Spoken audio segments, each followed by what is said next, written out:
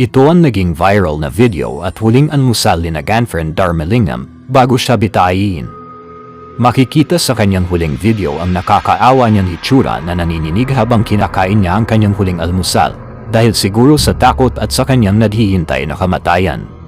Si Ganfriend Darmalingam ay isang Malaysian national na hinatulan ng kamatayan sa pamamagitan ng pagbitay sa Singapore noong ika-27 ng Abril taong 2022. Kasunod ng isang dekadang pagiriti sa kanyang kaso na umakit ng atensyon sa buong mundo.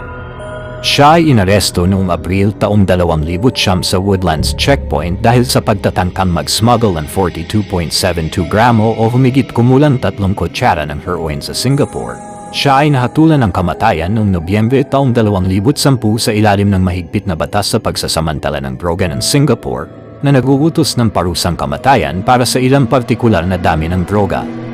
Ang kaso ay nagbigay diin sa pandaigdigang pagsalungat dahil sa mga medikal na pagtatasa na nagpapakita na si Ganfriend ay may mababang IQ na 69, isang antas na kinikilala bilang may kapansanan sa pag-iisip. Ang kanyang depensa ay pinagdebatehan na ang kanyang borderline intellectual functioning ay nagbigay sa kanya ng kakulangan sa pag-isip upang maharap sa parusang kamatayan. Gayunpaman, ang Singapore High Court at Court of Appeal ay nagpahayag na siya ay malinaw na naunawaan at alam niya ang kanyang mga ginagawa.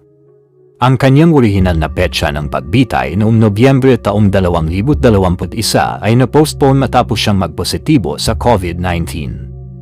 Isang huling apela na inihain ng kanyang ina ay tinanggihan noong ika-26 ng Abril taong 2022 na may desisyon ng hukuman na pinatunayan niyang naubos na ang lahat ng legal na hakbang. Siya ay binitay noong madaling araw sa Changi Prison. Ang kanyang pagkamatay ay nagbigay diin sa muling pagtawag mula sa United Nations at mga grupo ng karapatang pantao para sa Singapore na i-abolish ang parusang kamatayan, partikular para sa mga may kapansanan sa isip.